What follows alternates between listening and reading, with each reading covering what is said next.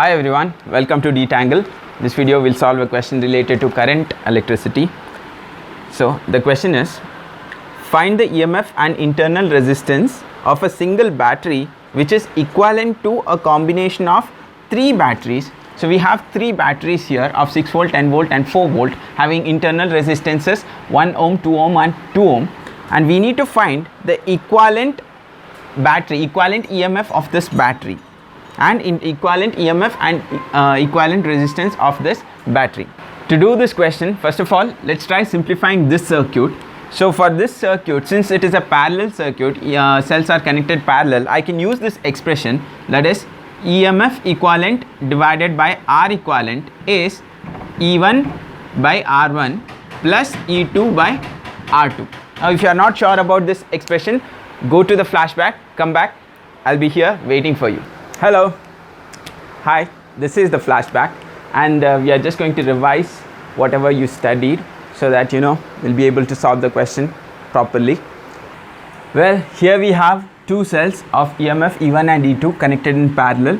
R1 and R2 are their internal resistances, and let the current flowing in this path be I1 and in this path be I2.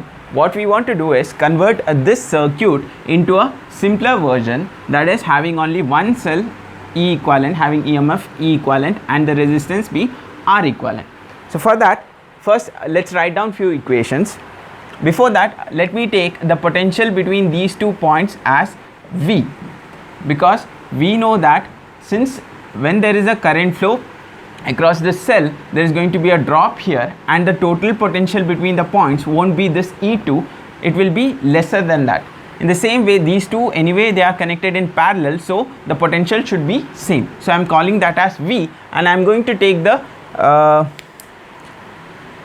polarity for this potential as positive here, negative here. Why? Because the cells are connected like this, positive here, negative here, so that the current here also flows in this direction. Okay. Alright, now let's write down few equations. So starting with for the first cell, I can write the potential V, net potential should be equal to the EMF generated, the EMF of the cell minus I1 R1. So I1 R1 is the drop across this, and the total potential between the point, between the A and B point should be this EMF minus the drop here. In the same way, I can write the potential between these 2 points as E2 EMF minus the drop happening here, which is I2 R2. And also I can write the same equation for this also, and here also the potential is going to be V, since it is just a modified version of this circuit, and the potential across the ends A and B is same. So here I can write the potential as V. Let the current flowing in this be I, that is the total current, that is this I1 and I2 combined to form I. Now I can write this as E equivalent minus the total current I into R equivalent.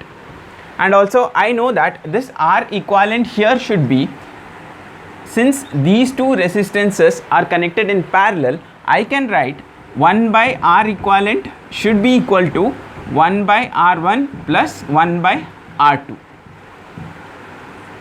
So now here I can write V is equal to E equivalent minus I can write it as I1 plus I2 R equivalent, and V is equal to E equivalent minus, and for this I1 I can form an expression here, so that is going to be E1 minus V by R1.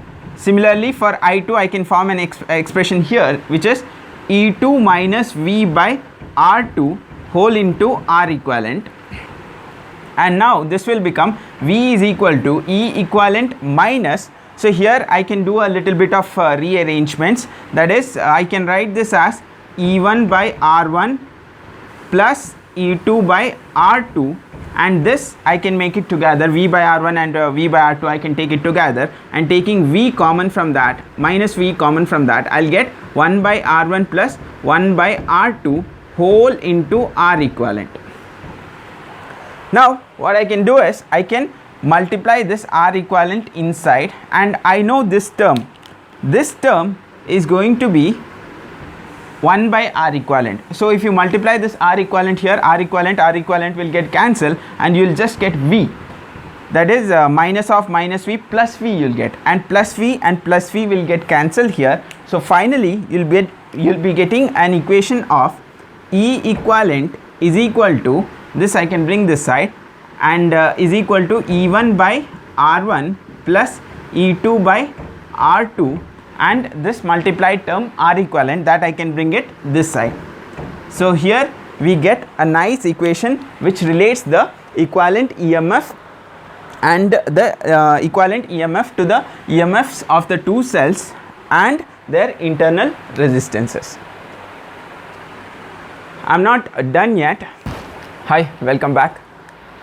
Now here, since the polarities are opposite, I should use, instead of plus, it should be minus here, because this formula is only when the polarities are same. That is, if it is plus minus, here also it should be plus minus, or if it is minus plus, here also it should be minus plus. We see that polarities are different here. This is plus minus, but here it is minus plus. So this plus should be replaced with minus.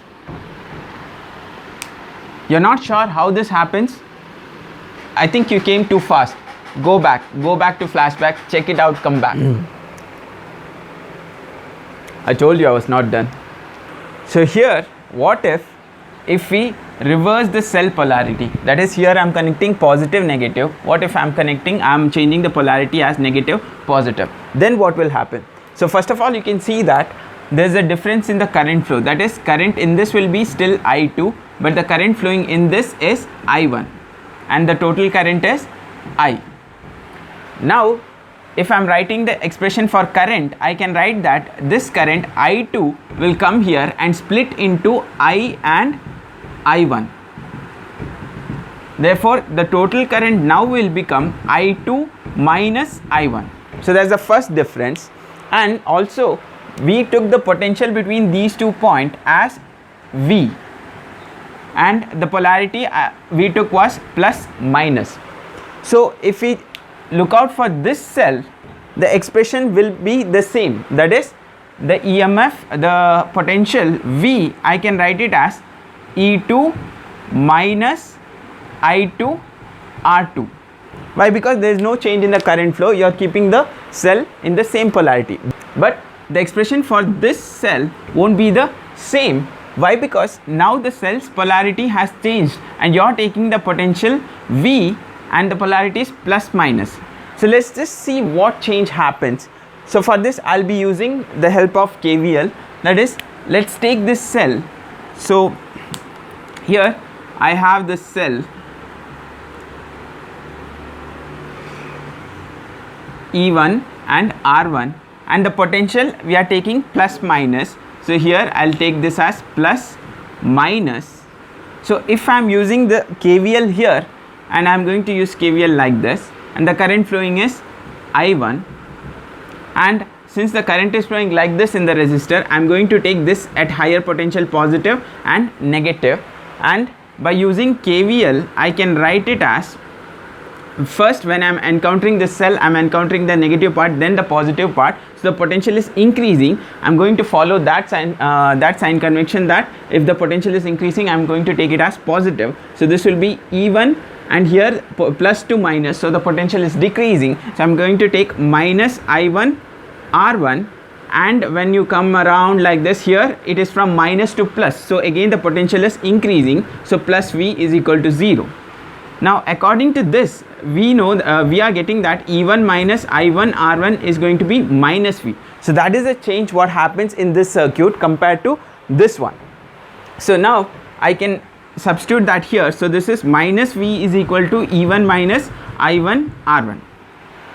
And let's try to simplify this in the same way. So I'm going to get the overall expression remains the same, that is V, if I'm changing this circuit into this equivalent circuit, so V will be EMF equivalent minus I R equivalent, and this V is going to be E equivalent minus I, again I can write it as I1.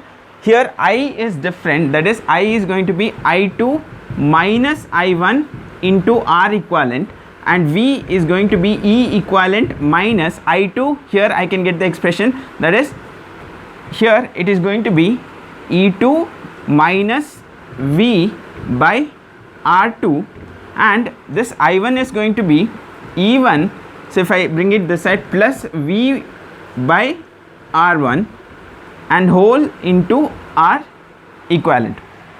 And again if I simplify this, this will be E equivalent minus, this is going to be E2 by R2 minus E1 by R1, and here I can take V common, so this will be V outside minus V outside, so this will be 1 by R2 plus 1 by R1 into R equivalent. Now this term again, this will be 1 by R equivalent, and if you multiply it inside, so this R equivalent cancels, and this minus will be multiplied inside, and that V and V will be cancelled, and finally you will be getting E equivalent is equal to E2 by R2 minus E1 by R1, and that R equivalent I can bring this side. So as you see, there is a difference in the formula, that is, for the first case we got E1 by R1 plus E2 by R2, but here we are getting E2 by R2 minus E1 by R1 if you reverse the polarity. So that's the difference. So I hope you understood this. Now you can go back to reality. Now that you know about this equation, let's just substitute the value. So this is going to be E equivalent by R equivalent. R equivalent means the parallel combination of this 2 ohm and this 2 ohm. So that will be 2 parallel to 2, which is 1 ohm. So this is 1, and E1 is 10 volt by R1 2 minus E2 is 4 by R2 is 2. So when I simplify this, I'll get E equivalent as 3 volt, which means that now this circuit I can represent it as, so this is 6 volt and its internal resistance 1 ohm, and this 3 volt I can represent it as like this, 3 volt. So here I am representing first negative then positive. Why? Because in this circuit you can clearly see that this 10 volt will dominate this 4 volt since the resistances are same, and when you combine it, the net polarity of this equivalent cell should be in the dominating one. That is, if this is negative positive, the 10 volt is negative positive, so here also that 3 volt, the equivalent EMF should be in that same polarity. So this will be negative positive, and then this will be the equivalent resistance, which is 1 ohm. So I'll get a circuit like this.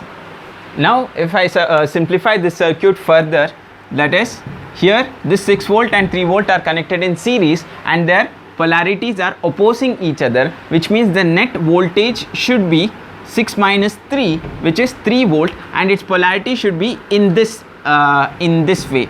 That is, it should be in the same way as 6 volt. Why? Because 6 volt will be dominating, and this 1 and 1 are connected in series, so it should be 2 ohm, which means that our answer should be the equivalent EMF of the simplified cell, that single cell. If you represent that the complicated circuit with a single cell, it should be 3 volt and the equivalent resistance should be 2 ohm. Now some of you might ask, why did I take this as E1, 10 volt as E1 and 4 volt as E2? Couldn't be the other way, that you would want to take this as E1 and this as E2? So would the answer change? No, the answer would be same. Also here I told that this 10 volt is dominating. What if the resistance are different and it becomes difficult to see which cell is actually dominating? So in that case you will be in a confusion that how to represent the equivalent EMF. Is it like this, minus plus or plus minus? So there will be a confusion like that. So for that, let's just check it out. What if I take this as E1 and this as E2? So E1 is 4 volt and E2 is 10 volt. So in that case, the expression E equivalent by R equivalent is 1, and E1 by R1, that will be 4 by 2 minus E2 by R2. So this you will get it as minus 3 volt, which means that here according to you, you took this as positive polarity. E1, that is 4 volt, you took it as positive polarity, but this equivalent EMF you got it as minus 3 volt, which means that you have to represent it like this. If you are taking this value minus 3 volt or if you want, you can represent it like this also, that is first negative then positive and then 3 volt. So these both representations are the same. So here I've used this representation, so it doesn't matter what order you take it in, the final thing would be the same.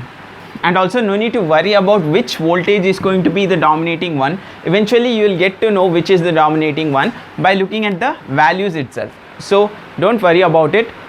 So that's how you do this question. I hope this is clear, and I'll be seeing you all in the next video. Thanks for watching.